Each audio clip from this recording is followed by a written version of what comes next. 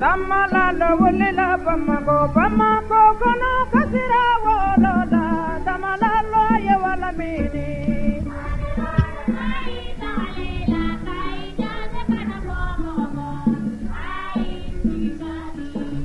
tamalalo wulela tikaso kono kasira wolola tamalalo ye wala mini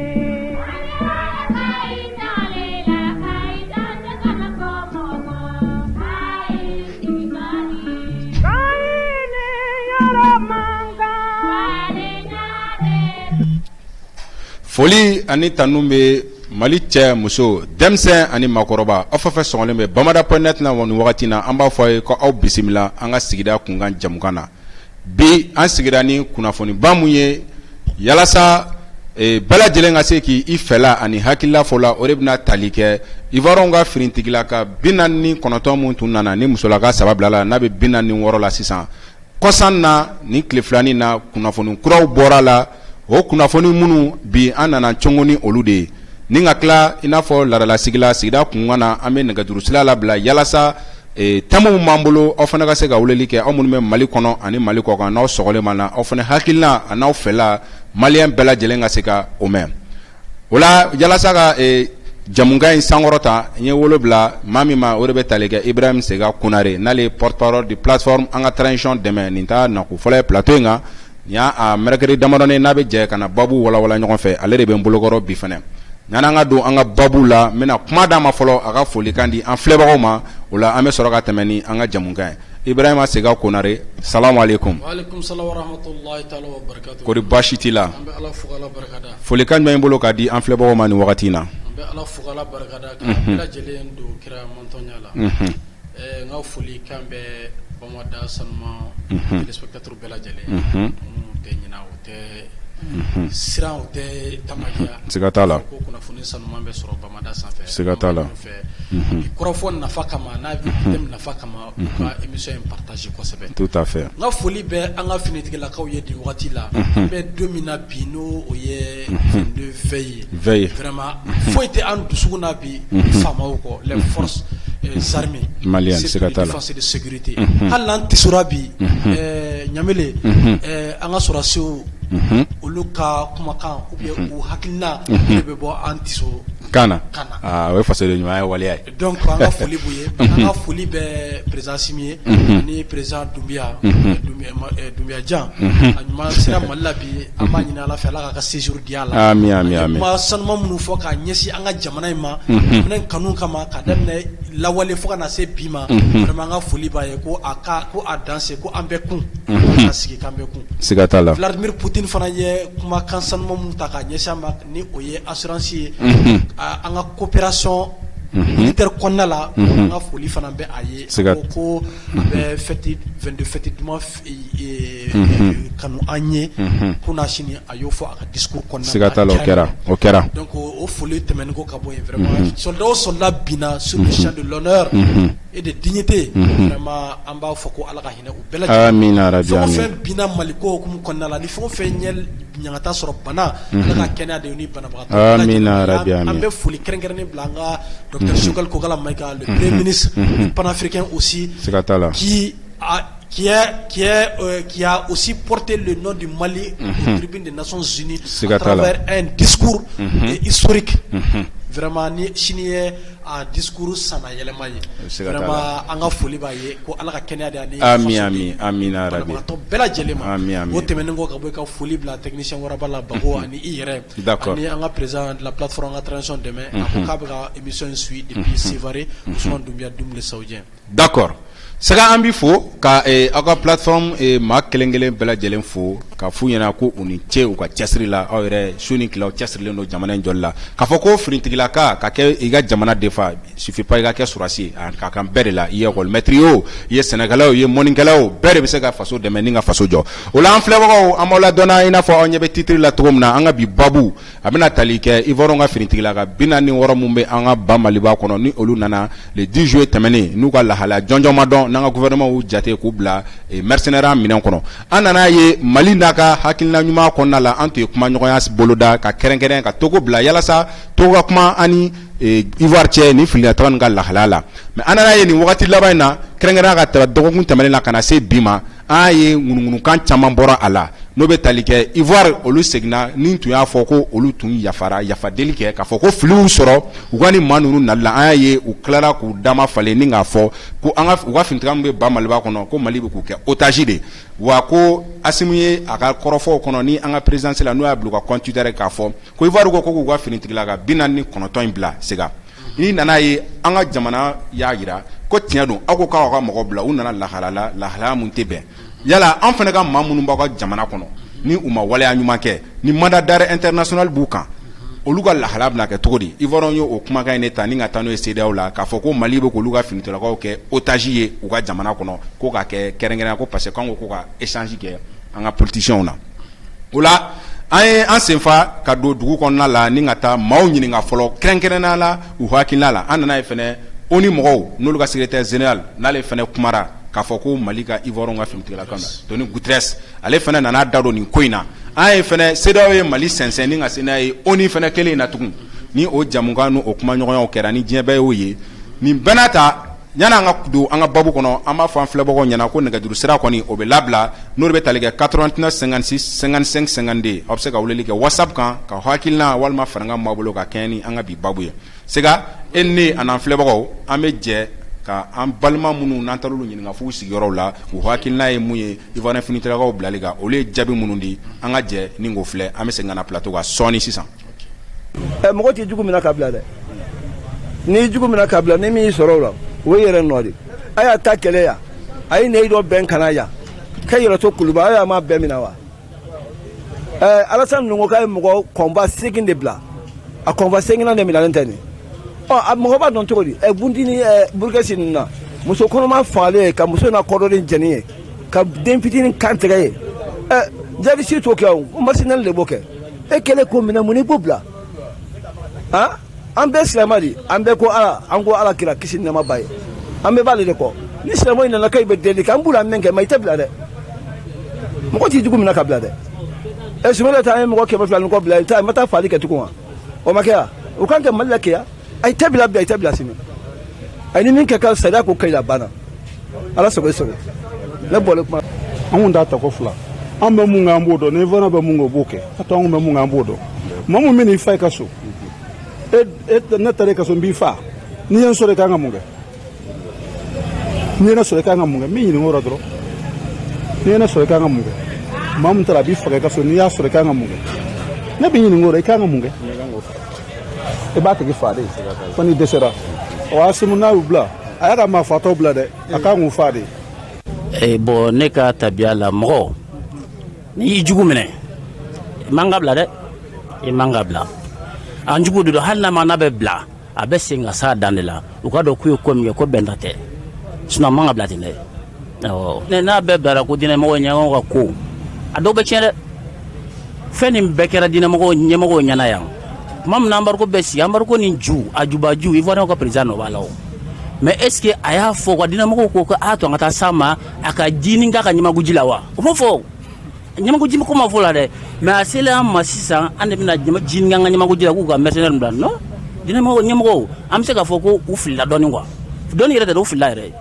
parce que yanni i ka kɔn ka na mɔgɔ deli fɔlɔ a gɛlɛya fɔlɔ de sera a ma u kun kan ka n'an de deli fɔlɔ Ivoire de deli fɔlɔ olu ma Ivoire deli o ma Alassane deli maintenant Alassane curontɔ sisan ko bɛ na la k'an bɛɛ ye kelen non cogo dɔ la hali dukɔnɔmɔgɔw i y'a faamuya bala n'aw bɛɛ ye dukɔnɔmɔgɔ ye ni a ma ɲɛ tulu ma tigɛ ka ɲɛ dɔrɔn min jɔ t'a la o bɛ minɛ han surtout jamana n b'o k'o yɔrɔ jaabi ye mɔgɔ t'i jugu minɛ ka bila dɛ n'i jugu minɛ ka bila ni min y'i sɔrɔ o la o ye yɛrɛ nɔ de a y'a ta kɛlɛ yan d'accord o la an filɛbagaw i n'a fɔ a yɛrɛ bɔra ka an balimaw ka kɔrɔfɔw mɛn cogo min na ka kɛɲɛ ni finitigilaka ninnu ka lahalaya ye sega yani an ka don ɲininkali gafew yɛrɛ kɔnɔ an ka fête ye sini ye n'o ye 22 septembre ye malien bɛɛ nisɔndiyalen don wa bɛɛ sigilen don fɛnɛ ka kobaw kɔnɔ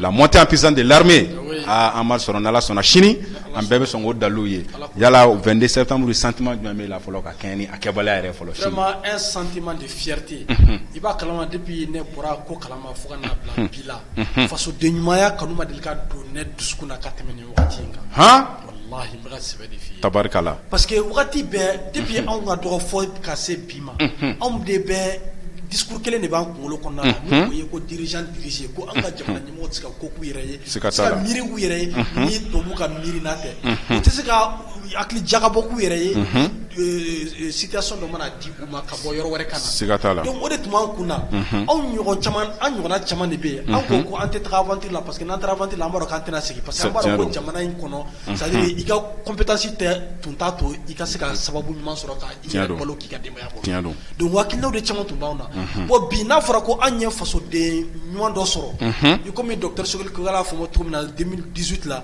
ko ale kɔni taara a bɛna kɛ wagati min a bɛna k'u tile la a tɛna k'u tile la ko mais ko ni Ala sɔnna ko Ala bɛna malien den ɲuman dɔ bila ka ci an ma ko mun bɛna jamana in ka yɛrɛma hɔrɔnya sigi a yɛrɛ ma o kɛra donc o sentiment de fierté de bɛ ne kan ka bɛn ni 22 ye n'an seginna kɔ dɔɔnin dɔrɔn an b'a ye ko san dɔ la 22 tun bɛ fêter mais en réalité a fête là on n'était pas fiers de nous munna an b'a fɔ qu'on n'était pas fiers parce que an ɲɛ b'a la ko an ka armée tun man ɲi yɔrɔ bɛɛ lajɛlen tun minɛlen don an bolo an tɛ se ka foyi kɛ an yɛrɛ ye donc président tun bɛ bɔ a waati ka discours kɛ télé la 22 kan ka kuma fɔ kuma minnu bɛ mɔgɔw galvaniser ka kuma fɔ minnu bɛ fasoden ɲumanya kumaw fɔ ani an ka cɛba minnu ye kobaw kɛ ka tɛmɛ mais a wagati on n'était pas fiers parce que malgré que président bɛ o kuma ninnu fɔ mais ni ye réalité tun ta k'a jateminɛ face la la réalité était autre chose parce que an ka duguw tun minɛlen b'an bolo mun minɛlen don an na an taw tɛ an sagoya t'a la a kɛra tubabu ye cogo min u b'a kɛ ten de mais bi n'a fɔra ko alhamdulilah an bɛna 22 kɛ wagati kɔnɔ bi wagati mun an ka jamana de ye référence ye Afrique kɔnɔna la ne an b'a fɔ ma bamanankan na ko misala ɲuman yɛrɛma hɔrɔnya misala parce que a yɛrɛ k'a fɔ ko depuis 1958 ninnu fo ka n'a bila 1960 ninnu na fo 96 ninnu ni o ye kɛra Afrique du Sud ka yɛrɛma hɔrɔnya ye farafin na jamana minnu yɛrɛma hɔrɔnya ta o waati kɔnɔna na an ɲɛ b'a la ko jusqu'à présent yɛrɛma hɔrɔnya ye ko a bɛ papier de kan mais en réalité u ye méthode de falen dɔrɔn au lieu que fɔlɔ ka juru tun bɛ siri an kan na an sama u y'o de falen dɔrɔn ka juru ta k'a don an hakili kɔnɔna la munna an bɛ baara kɛ n'u ka kan ye an bɛ baara kɛ n'u ka wari ye an bɛ baara kɛ n'u ka baarakɛfɛnw ye an bɛ baara kɛ ni olu yɛrɛ ka politique de développement ye u b'a fɔ minnu ma ko politique de développement au profit des pays en voie de développement pour ne pas dire des pays moins développés ou bien des pays les plus pauvres du monde jɔn y'a appauvri olu de y'a bɛɛ k'an na donc n'a fɔra ko bi k'an ye mɔgɔ sɔrɔ mun ko Mali ka miiriya Mali ka développement ko a miiriya tɛ taa Faransi tuguni a miiriya tɛ taa arabu la a miiriya tɛ taa Rusi la a miiriya tɛ taa yɔrɔ si fo maliyɛn denw yɛrɛ ka hakilina ma n'u bila yɔrɔ min ko an bɛ baara kɛ n'o de ko ni jamana wɛrɛ bɛ fɛ ka baara kɛ ni anw ye ko il faut que o jamana in ka anw ka hakilina de jateminɛ ka baara kɛ n'a ye c'est-à-dire des solutions maliennes aux problèmes maliens donc o sentiment de fierté ni mun bɛ ne la bi ni ani ne ɲɔgɔnna caman vraiment ne ma deli ka ɲɔgɔnna sɔrɔ ni bi tɛ o de kama an b'a ɲini an ka autorités fɛ u kana bɔ an jigi kɔrɔ u kana to a ka fɔ ko jamana ɲɛmɔgɔ dɔw tun nana bi ko olu nin wagati in na ko olu tun ye sira dɔ minɛ ko a ma se ka vraiment an tɛ fɔ k'a fɔ ala k'an ni kulɔlaw ba kɛmɛ don an ni o cɛ donc o sentiment de fierté vraiment o de bɛ ne ni ɲɔgɔnna caman na bi Mali kɔnɔna la sini 22 septembre in na ani surtout la plateforme an ka transition dɛmɛ an minnu tɛ sɔrɔdasi ye maramafɛn t'an bolo mais an ko k'an bɛ wuli ka transition dɛmɛ an hakilina ni an seko n'an damayira la walasa sira mun taara sira in bɛ se ka lawaleya sira in bɛ se ka abouti an ka yɛrɛma hɔrɔnya la ani an ka ɲɛtaga la an yɛrɛ ka hakilinaw ye d'accord an bɛ fɔ o la kosɛbɛ o la an b'a fɔ bonne fête à l'avance an filɛbaga bɛɛ lajɛlen maliyɛn bɛɛ lajɛlen ani an ka finitigilakaw minnu bɛ front kan ani minnu ma an senkɔrɔ Bamakɔ yan an b'u f'u bɛɛ la k'u bɛɛ bonne fête maliyɛn bɛɛ yɛrɛ militaire sisan bonne fête à tout le monde o la Sega an ye fɛnɛ Guinéenw ka président colonel ko Dunbiya nana ba Maliba la kana ka teriya sereya kana ka bariya sereya yala o Dunbiya ka ni visite min filɛ ka kɛ Mali la a ye sentiment jumɛn d'i ma e yɛrɛ ka faamuya kɛra jumɛn o fana bon nin ye badenya de e b'a dɔn Guinée Guinée Mandeli commune de Mandé kele mu filɛ extension de ninnu bɛɛ bɛɛ de ye Mandé ye fɔlɔ c'est-à-dire tubabu de nana ka an fara ka bɔ ɲɔgɔn na sinon an bɛɛ de kelen ye a nana ka na o balimaya in de sinsin fɔlɔ ka na Mali la dɔnniya k'a fɔ ko an bɛɛ de kelen ye an ka tɛgɛ di ɲɔgɔn ma an ka baaraw kɛ ɲɔgɔn fɛ olu ta tɛ discours ye dɛ n tulo bɛ président Petini mankan na nation New York président Petini ye jɛ Umaru Sisoko Embalo a b'a la k'a fɔ ko Mali ka embargo wulili na ko Alassane Dramane Ouattara ninnu ye kɛlɛba kɛ a ko la ko il fait partie vraiment des personnes rares qui se sont investies pour que fɛn ka wuli ka bɔ an kan n b'a fɔ ale ɲɛna ale ye marionnette de ale k'a dabɔ an ka ko la ninnu Doumbia Dian ale de y'a ka ŋaniya yira ale y'a ta kɛ ni kɛwale de ye ka sɔrɔ a ma kɛ ni discours ye i b'a dɔn jɛɲɔgɔnya kɔnɔna la o de kuma fɔra c'est-à-dire i kana kɛ dɔrɔn k'a fɔ k'i bɛ i ta kɛ ka kuma dumaniw fɔ i partenaire ɲɛna k'i b'a hakili lasigi non kɛwale ɲuman kɛ a ka kɛwale i ka kɛwale ɲuman ka caya n'i ka discours ye ale ka discours ma caya o depuis Gɛrɛntɛ taara k'a sigi Mali kan don min ale ye waleya de ta k'a ɲɛsin Mali ma a taara fo ka an ka ministre caman wele ka taa ka conseil des ministres la conseil des ministres dun ye lajɛ mun na jamana ka dossier baw bɛɛ ta k'a da kɛnɛ kan ka discuter c'est une mission et puis c'est un conseil aussi c'est-à-dire de sécurité aussi et de défense pour l'État en question donc olu sɔnna ka an wele ka t'o kɛnɛ kan o y'a yira k'a fɔ ko o y'u kɔnɔ ci an ye ko an ŋaniya filɛ nin ye aw ɲɛkɔrɔ donna ta la an bɛ fɛ dorénavant Manden tun bɛ cogoya mun na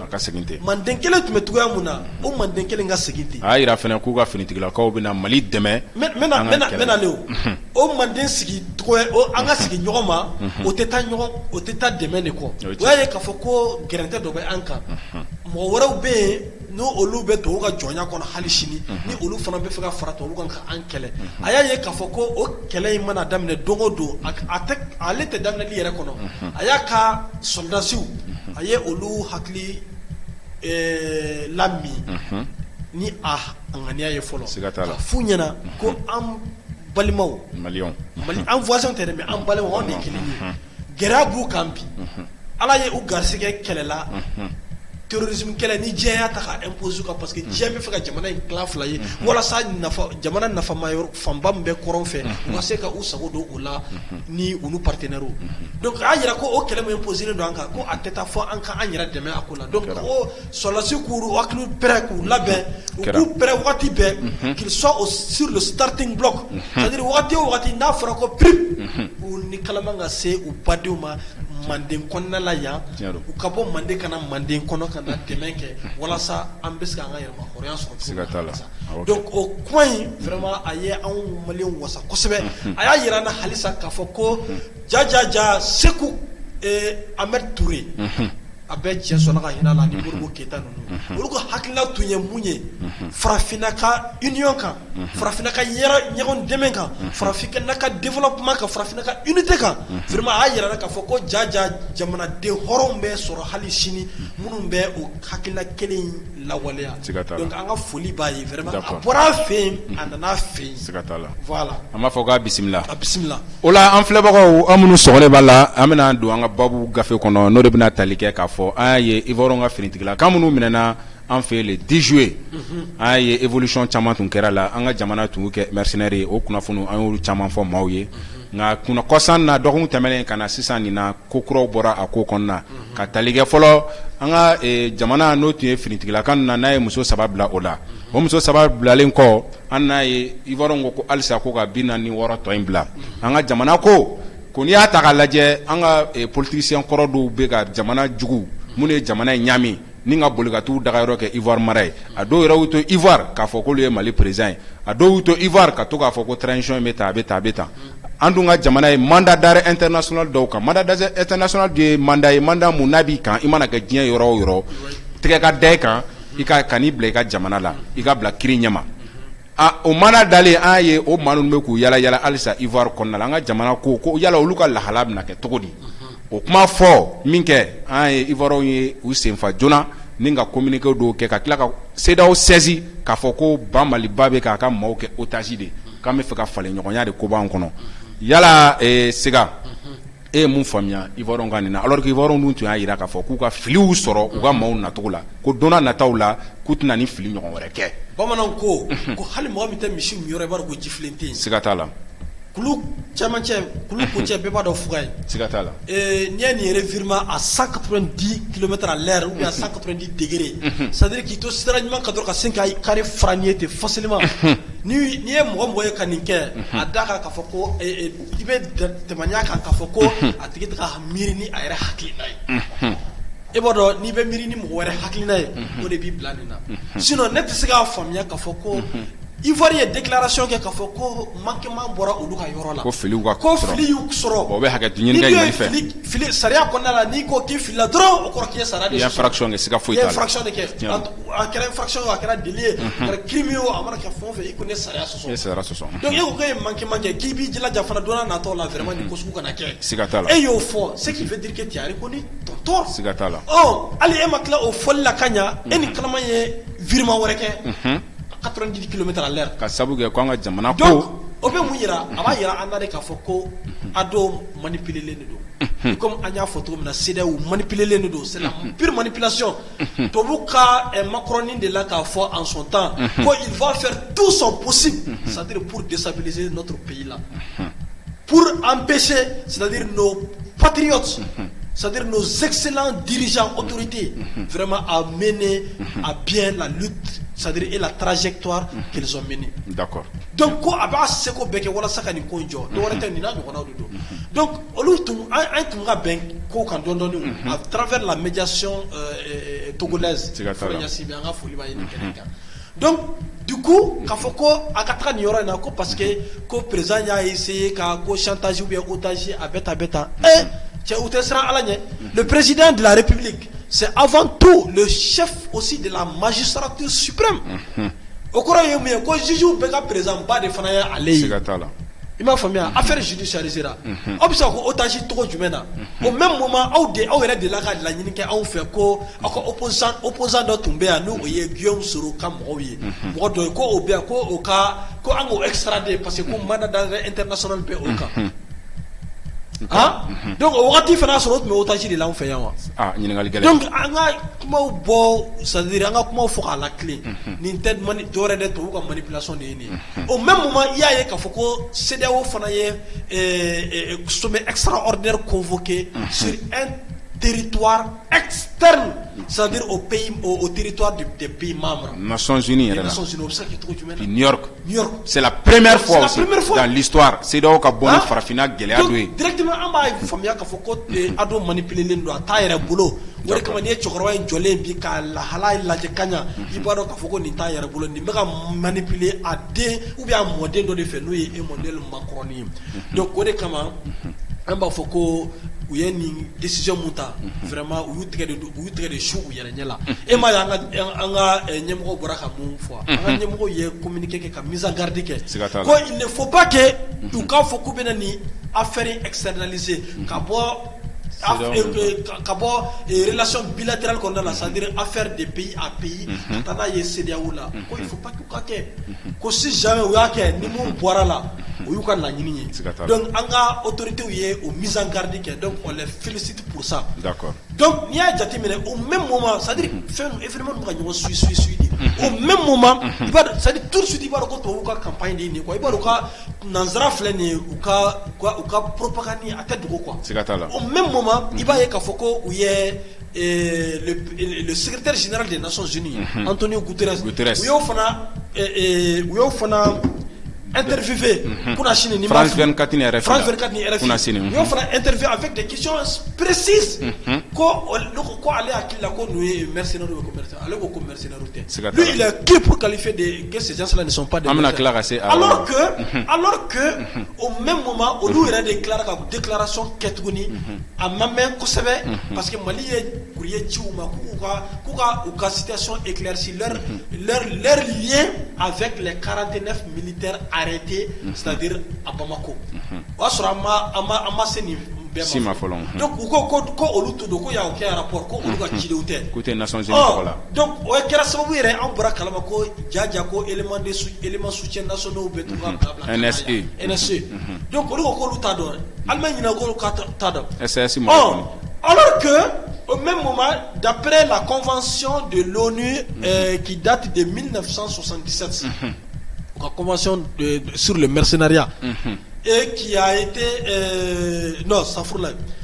on est en 1989 Union africaine à son temps ça s'appelait Organisation de l'Unité africaine OUA nous signera Gabon donc ça c'était en 77 sur le mercenariat au mercenariat au lieu à mercenaire défini trop du maintenant en gouvernement il y a basé les gars faut qu'on est mercenaires on a marama fait mon yéro boulot on y a quoi ça c'est des armes des armes de guerre non conventionnelles donc quelqu'un fait marama fait jour de yéra au bout là la jamana kanya boyoro masoro oula yanu ango qualifié folo parce que ministère de la défense malien ye Côte d'Ivoire tatu nyinga ko oluka mo chile teya o mina nani marama fe mo kengel la nu be interroger quand jole masoro da donc par définition de mercenariat conformément à la convention de l'OIA en 77 signée au Gabon donc et en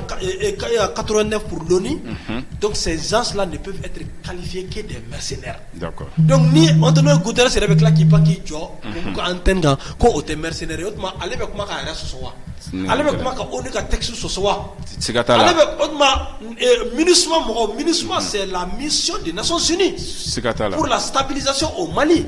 MINUSMA be Antonio Guterres ka nyamaria de konala olu be se ka o photo ko lu to otma olu fo wakati muna olu mu sara o secrétaire général lawa ningal gelen donc antiska famia ko oye filier amba famia ko nite dore tout kan tchade do c'est un moyen de la France pour piéger c'est-à-dire pour enfoncer le clou c'est-à-dire sur le sol malien. D'accord. Au droit de sinon antiska ni incohérence famia au sommet même des Nations Unies. Aka mission ni ngara akoko auto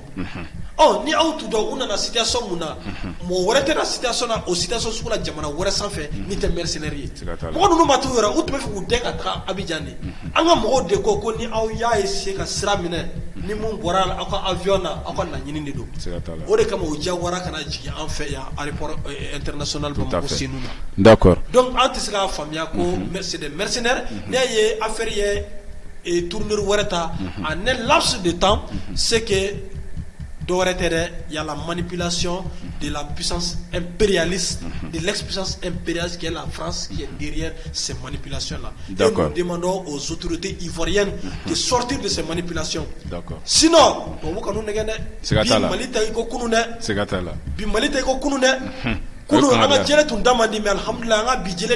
d'accord. Ok, hakila famille caman sɔrɔla nin kɔrɔfɔ na an filɛbagaw an b'a ladɔnniya k'a fɔ ko nɛgɛjuru sira an o labila sisan ni maa minnu bɛ fɛ ka weleli kɛ ni ka ɲininkali kɛ walima ka farakan kɛ ka kɛ ni an ka bi jamukan ye n'o de ye k'a fɔ yala aw fɛla ye jumɛn bi ni ivoirien finitigilaka minnu minɛlen bɛ ban Maliba la yala u kan ka bila wa walima u man ka bila ni a bɛ weleli kɛ a bɛ se ka weleli kɛ WhatsApp la ni nɛgɛjuru sira o de ye 89 56 55 52 nɛgɛjuru sira ale labilalen don sega an bɛ tɛmɛ ni ɲininkali gafew ye i da don a la an tun bɛna s'a ma an ye secrétaire général des Nations Unies ale kumara nin ko in na o dun b'a jira k'a fɔ MINUSMA olu ye kuma fɔlɔ mun fɔ maa b'i yɛrɛ ɲininka yala ale tun bɛ min MINUSMA dun tun ko kuma mɔgɔ ninnu lakodɔn ale ko maa ninnu tɛ mercenaire a ma da o ma fɛnɛ a ko k'a b'a ɲini ko Mali ka finitigilaka ninnu bila yala ni est-ce que maa bɛ se k'a fɔ ko nin ye coïncidence ye k'a ye k'a fɔ Ivoire y'a fɔ ka CEDEAO saisi anw kunkanko la CEDEAO taara ni anw ye Nations Unies na Nations Unies secrétaire fana ko ninnu tɛ mercenaire ye c'est ka maa se k'a fɔ ko ninnu ko est-ce que ninnu bɛɛ da tɛ filɛ kelen na Mali quoi ça c'est un complot international contre le Mali bɛɛ de da bɛ filɛ kelen na ni barika di duwawu tɛ Mali nɔfɛ bilahi ni mana kɛ jamana o jamana la i bɛ ni Ala ma far'i kan i bɛ tunu ka bɔ terre yɛrɛ quartier kan ni janfa sugu mana siri da la ni Ala ma far'i kan hali ka jamana tɔgɔ bilahi aw b'a falen mais alhamdulillah barika de bɛ jamana in na an ka mɔgɔ kɔrɔ minnu tun bɛ yan vraiment o barika kama vraiment an fana ka jilaja an ka cɛsiri jamana in ka se ka bɔ ni janfa international in bolo ne tɛ se k'a faamuya n'o de fɔ n ko cette incohérence là a tɛ se ka faamuya o tuma ale ni a ka cidenw u tɛ ɲɔgɔn kalama de wa Ou bien Nations Unies Nations Unies c'est l'organisation internationale la plus structurée du monde. C'est-à-dire la structurée de tout mina quand faut que défense be kala non otiska ni défense ou ne ba fiana a to nyambele e mana baraka Nations Unies la structure là une fois seulement a kera même ça là a kera PNUD le programme des Nations Unies pour le développement FAO Fonds des Nations Unies pour l'alimentation programme des Nations Unies pour l'alimentation et l'agriculture et UNICEF OMS amara ka fon fait e mana baraka ni nundo la à la consultation pendant 3 heures de temps et quand enregistré ka base kono santa o nyina ko fait e mana ta kepta bara ni Nations Unies la nu yi to dondron a peu foko et de la baraka. C'est-à-dire ils sont très très structurés. C'est pour dire que ni erreur sous te sera boyer quoi. Au lieu de sera déclaré pour nous qu'il faut qu'on nous don et en conséquence en cas autorité you qualifié de mercenaires conformément à la convention des Nations Unies signée en 89, d'accord, ratifiée par le Mali en 2002, d'accord, avril 2002 et signée aussi par l'OIA depuis 77 à Libreville au Gabon.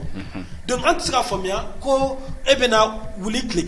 ebo makan sosoti. Et puis Québec là faut tu demandes la libération de ces gens-là. Autrement pour Antonio Guterres nebe mningali mke. Lui il n'a pas de respect envers notre justice ou quoi. Affaire mon judiciaire c'est là c'est qui prend koto ko olukanya bla. Donc mais yala ni asra lebem. Wakati mina ko yere damine. Faut ka c'est ça nous aller tout même. Moteur na sera ton fallait me gloire à terre boloni ou bien na ma dossier ta archive la ya na kan interview di France 24 comme par hasard France 24 parce que France 24 RFI nous iba do go plateau nous ni tar go plateau ka film tellement que fin do be ni ala ma fere ga ni hakili to nyon bolo ko e maye o ka manga donc la do to ya foko ko chambi boya ki panga traye ko to ka interview di donc o est incohérence idée donc on sait ka au famia ka foko et ka organisation ni fota kutendo bi e bina foko na ko lu mercenaire ko Mali kan go alors que le Mali est un état souverain. Le Mali a une justice quand même qui est indépendante comme tous les autres pays membres de la Nations Unies. Alors que au lieu de béni pouvoir exécutif bien pouvoir man avocat interférence qui est justice là au lieu de cela ka wuli bujo ka foko non amenga keta ko convention violée beta mais ni a violer bras kera au lieu de même ça la aurait dit ma tout Ambalo il y aura Ivoire de CEDEAO saisi par rapport à cette histoire-là. Parce que la preuve est que il y a interview dit Tchekirikara Nyerema Ambalo Toema. Allez ko CEDEAO ma ko Ivoire mo olu saisi de ko nation et à ton CEDEAO qu'on a là ko olu yere de ajatimine donc il est nécessaire comment ni fin ko wala sa ni ko imbe se ga bantugo muna ko ale re hakilla fana ko malika ngani solla nunu blaga ko blati ate malé on fait alors que ale ba nyina ka foko ale coup d'état do je amame coup d'état do échappé à mame o ale ka au coup d'état tentative de coup d'état ina ale ayira ka foko force mun ya essayer kan faire que c'est des forces qui ne sont même pas légales. Ça veut dire quoi? Ça veut dire que genre c'est comme si c'est une force parallèle qui était aussi dans le pays qui cherchait à le déstabiliser qu'aller bon fangala. Donc c'est comme en quelque sorte n'y a sur mercenaire donc fana tomber nous l'autre peut faire aller ta ko fangala. Oh était force mu la kodon o be fait o ya essayer ka dankari e rega fangala i fait. Oh e be fait o force su to to on fait ni on to mani yesisa ni ofran na misala kana dankari an ga fangala be ke chukudi. Donc souvent petit ni yere be kuma do atada be mufo. D'accord ama fan flebo yana ko ne ga dursira o labla lendo ni mamu me faka woleli ke ka do anga bi jamukana abse ka woleli ka WhatsApp la nyingali gafe o de ka don yala iboro nga frintigla ka bina ni woro munu me ambulo mal kono yambi wala halala o kanga bla wa wal mo manga bla ni awakila mi abse ka woleli ke ni ngo fo ay WhatsApp kan wala sega nyingali me no ni me fako o tengula o de ka fo aye non seulement ni affaire nu me sena et le secrétaire général des Nations Unies ale kon boraka kuma iboro nga frintigla ko ka la halaka alors que Mali dunga rekati dumbe mena ko France be ga terroriste armé Mali rekati ba mena ko France be ga espace violé fo bi an ye onima kala do ngani do anyina ka beni abela walma ni ivoirien frintigla kan ko re ga geleni an ngani rekati yiwa ngo c'est ça qu'on appelle la honte totale. Et bah on était jigi yan nga jigi Nations Unies woro ka jane la folo quoi nebe jigi CEDEAO la notamment le petit qui est en exercice. Muna sera o matane ni ko era nation zina. La même notamment c'est-à-dire petit ni mumbe nation CEDEAO présidence là ni wati là ni Maro Ambalo. Oui. OK. Non, vraiment il est décevant.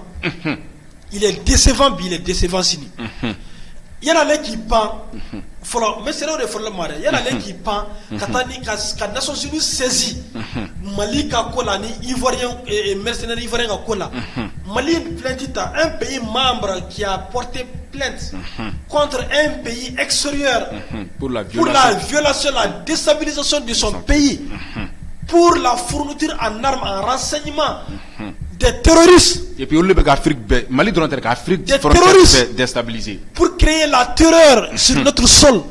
Et masika kala de nyina ka beno kuma e masika halo kuma fo ika essence locale là kuma be kata fo ka o kuma la se yan fait c'est vraiment c'est la déception ni be de ba yara na ka fo ko ni ko nyeti atri de ko nyokolo bode do quoi c'est-à-dire c'est des scénarios typiques vraiment d'une comédie quoi. C'est théâtre de donc quoi. C'est-à-dire vous pouvez gagner pour vous manipulation liée quoi. Il m'a famille. Sinon, on peut se faire famille trop du maintenant un pays membre de la CEDEAO. On peut plein de tickets. Au moins au dado là.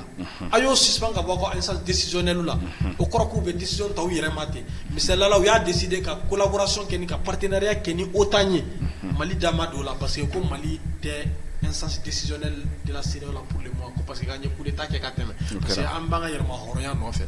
au beka be chema mais au Mali est qu'il asoro Mali koko terrorisme ba le faire comme tuabu de beka olu armée renseignement duma ko dalu ba bolo na kila ni au sigalendo ay Mali wole a ko ta ko ni beta au on be fika o lame nuko abuka kuma mu fo dalu ba bolo wa munde kama o yeni fo munde yaw planina yala ye plainte muntiga plainte basé muni ay nan daluye ni tiendo amba anka enquête ke an yera au sein de l'instance CEDEAO ni dalu na ya ko dalu be kalaka an yera ba o dem ka ka plainte appuyer ministre et Nations Unies là na hakilla o de tunga ke CEDEAO ka démarcher parce que c'est la CEDEAO est là c'est-à-dire pour quand même faciliter l'intégration sous-régionale ka jamana pays membre kala nyona n'a fera ko instabilité be kelen fe ni siki ko i data la bamanon ba fotene ko ni ko i date basakele dasa i date basakele la ni aya coup de tasma la ka do ga bugula ini da do ala de donc na kila ni tasma be mun ka bugula o ya fo ko ale ka tasma sababu ye bora ni karsa de la ale de be ka tado ni ka bugula ba kurafon din ma ben ke na kila ka ko de nyini folo ko fo me yana ka fo ka betana donc aba yirana ka fo ko CEDEAO wo France wo Antonio Guterres nous mo fait nous beta be frekina imaye pour le moment 77e sommet de l'ONU ni a jatimine ba ye ka fo ko il y a deux grands absents c'est-à-dire Russie présente et Chine tati. Pourquoi? Droit de veto boubolo. Mais où t'es pourquoi? Donc c'est pour dire que nous nous bêtons théâtre bois de l'aïe. Nous nous théâtre bois. À la sonama, son excellence le premier ministre par intérim, le colonel Abdoulaye Maïga, dans la sonama discours formant de Gouchi. Chini. À la sonama teke bashika n'avait décès. D'accord, Alsa, à ma foi, un flebo yanako et négatif sera là dans l'anonymat nous me fait. Vous l'avez dit ninga wakilna de kakeni wara infinitigla ko binani woro mun tora na ye CEDEAO mo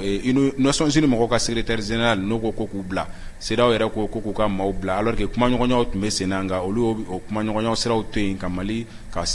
CEDEAO saisi CEDEAO fana ka tani o kuma e fo Nations Unies la wala ya bi babu bore kan aw hakilna juma ni ko na nga ga sababu yala ni man ka bla wa walma o kana bla anga jamungambo o ko de kan nega dosra o lab dalendo ni mamun me faka wuleli ke obsega sur WhatsApp de la ni obetali ke 89 56 55 52 sega alsa am continue nanga e ngali gafoye yala ka keni ni wakati laban koye no betali ke ivoronga CEDEAO saisi quoi finitola ka kla fako Mali ka militaire ke mercenaires et otage jouer oni fana ki sendo koina ka fako Mali ka nunu bla yala ere bolo sisan ni etumbe esega yɛrɛ ka analyse la mun kan ka kɛ nin ko in na an ka gouvernement fɛ est-ce que an ka gouvernement kan ka nin kɛ moyen de pression k'u bila wa walima est-ce que an ka gouvernement kan nin kɛ nin moyen de pression kama an kan ka u ka ko bɔ justice ka bolo ka coopération wɛrɛ ɲini wa coopération foyi tɛ ɲini ko in bɛ ka taga cogo min ne ka hakilina la nin ko in a b'an ka justice ka bolo an kana jɔ an ka justice la a bɛ justice ka bolo i b'a dɔn n bɛ fɛn dɔ f'i ɲɛna Mamadi n'i y'i jɔ n'i yɛrɛ la ni min yɛrɛ don ba la walahi bilahi mɔgɔ si tɛ don ba la o ye tiɲɛ m'o f'i ye dɛ mɔgɔ i bɛ k'i yɛrɛ de ye fɔlɔ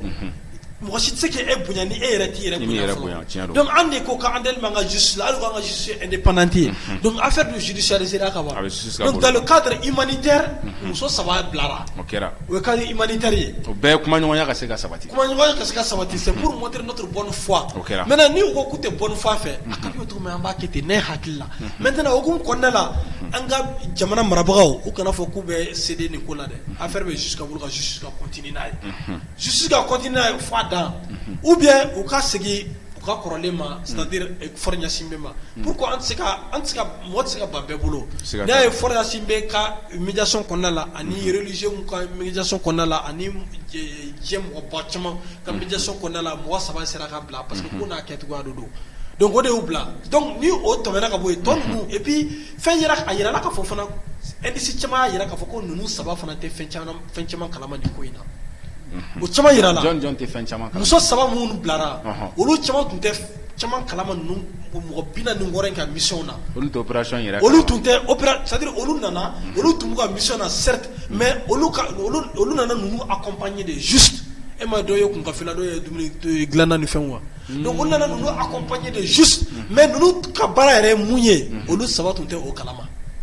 voilà donc u dun bɛɛ nana k'u bɛɛ ye finitigilakaw ye ka mission de don c'est-à-dire n ko de mercenaires yɛrɛ o de y'a to fana sega kuma latigɛ tɛ a ye muso 3 ninnu bilalen u selen u ka jamana kan u ka kumaw lasiw la mais c'est évident k'u teriw u m'a fɔ k'u compagnon d'armes u m'a fɔ k'u classe u k'u promotion mais u k'u teriw minnu bilalen u jina ka bɔ avion kɔnɔ an b'u si ka garde-à-vous bila bere tun t'u bolo fɛnɛ bere tun t'u kunna donc c'est pour dire que hali a tɛ dɔɔnin u bɛ ivoire détachement corps kelen min na mais filɛlibagaw ka hakɛ to c'est-à-dire u bɛ tenue kɔnɔna la mais aw k'u kɛcogo lajɛ hali n'u posture lajɛ i b'a dɔn ko ninnu tɛ militaire yɛrɛ ye i b'a dɔn ko ninnu bɛ mission dɔ de la ten donc ça ye facteur caman de la et puis ninnu fana ne représentait pas de menaces réelles après c'est après un examen complet de cette situation que ninnu bilara ko o fara deli ni fɛnw kan donc ni ninnu tɔgɔ n'u ko tɛ sɔn comme u taara ni affaire ye u ka problème de an ye mise en garde kɛ ni CEDEAO tɛna dɔwɛrɛ fɔ cɛ y'a fɔ a ka discours kɔnɔna la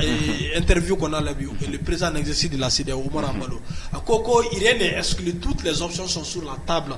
pour libérer les 49 soldats notamment des sanctions ah ouais CEDEAO ka Mali sanction ni ko in na cɛ kirikara de taara o fɔ bi tubabu ka plateau sanfɛ Oumar Ambalo ni Ivoirien finitigila bilan wɔɔrɔ toutes les options sont sur la table ko ni ninnu ma bila y compris les sanctions économiques. Non, ils ont clé les fintigila. Ils ont clé les donc il y a d'un et on a quand même binga n'intégré au cas qu'on mine qu'on faut dire qu'on au black qu'on est au black ou avec la sanction aurait binga et moi donné fait au la halama donc qu'on fait donc on est quand même moi couler la wati dola quoi qu'à CEDEAO à bala CEDEAO à un CEDEAO là à autorité m'a fait fouiller parce que ou pas donc au sirène qu'on t'a la gaja il m'a famille là-bas mis au donné voilà là-bas mis au peut faire donc à masse tout moi donc il qui reste sama kabo fendo là fendo be au lieu de ba jagoye kan il kabo bi oui ba ma ngote ko ma bi tiga ko kuna ta bologa sere ma produit voilà kuna to ma doya mate anga bunya bu yoro ya famille donc an sera au wati de massisa donc na manya ko CEDEAO ba yele ma ka keto ko instrument en duniya to bu ken to bu du na du ma bo CEDEAO ina to bu se ka klakana do en fait ni CEDEAO yi imaye wati dola avec kalo dama na bo u ka ambassadeur u ka espagnol do bora otana espagnol do bora ka foko ce n'est pas exclu une intervention militaire de l'OTAN au Mali donc peut-être malata au de bega la waliyata dondoni autant na mu intervention voilà autant na mu nyina c'est par l'intermédiaire de la CEDEAO kana autant na décision tarawati jumena ko CEDEAO ni autant ba tege di nyoma o wati Mali nyamare Mali sanctionner le ka bo CEDEAO ka instance décisionnelle là effectivement yo ye ma ye semaine jante mene Nigeria ko ni CEDEAO ma takabulu fale ko olu yere bena bo ala wa voilà donc c'est pour dire que CEDEAO be takabulu munata ala tɛmɛ Mali bɛ ni siraw ko ni bɛ kɛ ni siraw ko bannen wa siraw kura bɛna créer a bɛ daminɛ Mali ni Guinée ka union senfɛ Mali ni Guinée ka union ni ala sɔnna ma o union in dɛ ala bɛna barika don o la o union bɛna wolo siraw kura la siraw mun bɛna kɛ fasodenw yɛrɛ ka siraw ye siraw mun bɛna kɛ an ka sous région ka siraw bɛna an yɛrɛ a occuper an yɛrɛw la siraw mun a miiriya tɛ bɔ yɔrɔ wɛrɛ a financement tɛ bɔ yɔrɔ wɛrɛ a baarakɛlaw tɛ bɔ yɔrɔ wɛrɛ a baarakɛlaw bɛɛ bɛ bɔ yan yɛrɛ de imaginez an ka oli au sommet extraordinaire mun bɛna kɛ New York Chine au sommet in na i b'a ye k'a fɔ ko France ministre des affaires étrangères ko o bɛna siéger a kɔnɔna la o bɛ mun ɲini an ka sous région kɔnɔ sa France ministre des affaires étrangères bɛ mun ɲini an ka sommet extraordinaire kɔnɔna la France yɛrɛ tɛ sommet organisé ani farafinna jamanaw cɛ c'est pour dire que nin sommet nin tɛ dɔwɛrɛ de nin ye France ka sommet labɛnnen ye nin ye donc n'u y'a kɛ cogo dɔ la o de kama kunu Vladimir Poutine bɔra a y'i fana y'a ka position yira e b'a dɔn Vladimir Poutine diya n'a ya hali n'a ma ye sommet mun kɛnɛ kan il s'invite c'est-à-dire a b'a yɛrɛ invité sommet in kɔnɔna la d'une ou d'autre façon c'est-à-dire d'une ou d'autre manière a mana kɛ cogo a bɛ fɛn dɔ kɛ fɛn mun b'a to c'est-à-dire a ka kuma bɛ kɛ sommet kɔnɔna la o diyagoya de ya donc a y'a ka coopération bilatérale militaire a ye o assurance réactualisée avec le Mali kunu Kremlin ko ale ni Mali bolo bɛ ɲɔgɔn bolo ko vraiment c'est un partenariat vraiment solide basé sur des relations partenariat gagnant-gagnant wa mɔgɔ n'i ko k'i bɛ i kɛ Mali kan i bɛ taa ka Mali n'a partenaire i b'i kɛ Mali n'a partenaire o de kan voilà d'accord et là an filɛbagaw hakili la faamuya caman bɛ ka sɔrɔ kɔrɔfɔw la siga i da tora kuma min na an bɛ CEDEAO ɲɛmaaw wele k'u tulokɔrɔ madi ka kangarida k'u ye vraiment halisa u ka nin ko in lajɛ ji ɲɛma jɔlen na nin finitigila ka 46 in ka ko in na Mali ni sanction man kan au contraire ni sanction tun ka kɛ Ivoire de kan sabula olu de ye Mali ka intégrité n'a ka souveraineté violée ni sigikafɔ ma kɛ ni fura ye sanction tɛna se ka k'a fura ye n'u kɔni sanction bi an ma gouvernement deli u k'u senfa ni ka bɔ CEDEAO la vraiment o la sega wagati bɛ ka kurun n bɛna kumakan laban di ma halisa yan'an ka babu datugu n ka kumakan laban ye jumɛn ye ka kɛɲɛ ni nin babu ye ani ka fɔ ka laban ka kumakan laban na ka fɔ maliyɛnw ɲɛna vraiment bien en tout cas on est à la veille du 22 septembre si le 22 septembre an ka yɛlɛma hɔrɔnya vraiment on peut être fier de nous on peut être fier du progrès que nos autorités vraiment ont amené on peut être fier de la démarche de l'obtention de notre souveraineté est réelle par nous-mêmes. An bɛ se ka o fierté, o sentiment de fierté, an bɛ se ka o da fan bɛɛ fɛ, an bɛ se ka kule yɔrɔ bɛɛ, yɔrɔ min ka d'an ye problème foyi tɛ a la. Ça c'est un. De deux, ka yira maliyɛnw na k'a fɔ ko tubabu ka bɛnbɛnkan mun bɛ an da la, n'i y'a ye u bɛ sommet ta ka taga bila yan fɛ, o yɛrɛ tɛ bɛnkanw de don, u bɛ fɛ ka sanction ta an kama tuguni, parce que ko an ma Côte d'Ivoire ka 46 mercenaires blancs. Le président en exercice de la CEDEAO, Omar Ambalo, le président de Bissau-Guinée, allait dire fort bito ka micro là. Donc en cas là ben halisa nga prêt ni sanctions bora mana que trop qu'on soit prêt à toutes les éventualités. Na manya ko CEDEAO de ka kololo se ama, na manya ko CEDEAO de ka anga développement sumaya, anga yerma horonya sumaya, vraiment anga boila avec la nouvelle, c'est-à-dire union que nous sommes en train de créer avec nos frères guinéens qui font partie du Mandé également. Vraiment, ça peut être le début, c'est-à-dire d'une nouvelle CEDEAO ou bien le début d'une nouvelle organisation sous-régionale. Donc, de ce coup d'effort, vraiment, Malien Koula be au Kama, ne ala sonama, wa abena nyafana. Kafuli là c'est bela jele ma auditeur sanumo bela jele. Kafu nyana halisa anganya ke kli kanyesi jamana ma ne ala sona jamana bena dia wa abena dia ko sebe. Donc kafuli là auditeur bela jeli ma ani plateforme en transition de même bela jeli donc ala ka 22 sama yira anna sama 22 ka soro vraiment anyina na sécurité ko am élection ko la ben vraiment jamana en kata sur des bonnes bases am jamana ka ja ala ka lakana ala ka jamana taganye d'accord to be kuma kan sallallahu wa salim wala siga am balma do be ale sigile me Ivoire ale kuma kan do fo ka témoignage do ke ka fa ka témoignage do ke am témoignage kala an filɛbagaw ko la ma sɔrɔ ka jamuga datugu. D'accord. obe ala ka ako ko ni an kon bi ko do ko na baye ko me anu ni bare mu ya ko tan mi ngoje malen jugu do be lu re ba ala dari ya ka fo ko te mali ka here fe ko ke lu re ba la dala ko ke waro wuri malen do ko ya so na be ala alu be ko mo flo ro an be ala ali nya akuma te ka ko jamana yere ka ay be tiri bare ta kuma mo dala here malen do jugu do be ya ni jamana kunta be mo be mali ko flo be ba ala dara ko ke waro ke malen do ka e waro do mu fana be a mo sebe na mo shi ni to ku re la ka ko ba ke akuma be ka fole so na bo nyerma mo shi ato si ngula ani akuma na ko ba ko mo ko tala ai o ya ka chembo ta fo o ka chembo ta fe mo woro le ka suga blaga na duma ji ago ko so le ko na anu be mo ba kara ma so mo be ka fo abe garu anu be ko itia o le be mali hinere bo lula ka te mali ndo re ka. D'accord. Ni tu as un balmaquet de Ambafo, ka Ivoirien den bela jelen fo ani Malien fɛ sigilen bɛ Ivoire a kelen tɔgɔ la c'est ka yɛrɛ kɔrɔfɔ mɛ dɛ kan ladilikan jumɛn bɛ bolo tugun k'a di an Malien minnu sigilen bɛ Ivoire ani an balima minnu bɛ yen n'olu bɛ Ivoire n'olu tɛ ka nin histoire in faamu n'u bɛ ka ko in ta ka kɛ polémique ye ka se ka jamanadenw yɛrɛ k'an kun kari ɲɔgɔn na ka komi kɛlɛ de bɛ Mali ni Ivoire yɛrɛ cɛ alors que nin ye diplomatie niveau de ye nin ye politique ko sira de ye an ye kelen kɛlɛ an b'a fɔ an balimaw ɲɛna Ivoirien ni Malien minnu bɛ yen ko kɛlɛ t'an ni Côte d'Ivoire cɛ dɛ problème ye mun ye problème b'a ni Alassane de cɛ ado n'i ye jateminɛ kɛ bi n'i ye sondage kɛ bi Côte d'Ivoire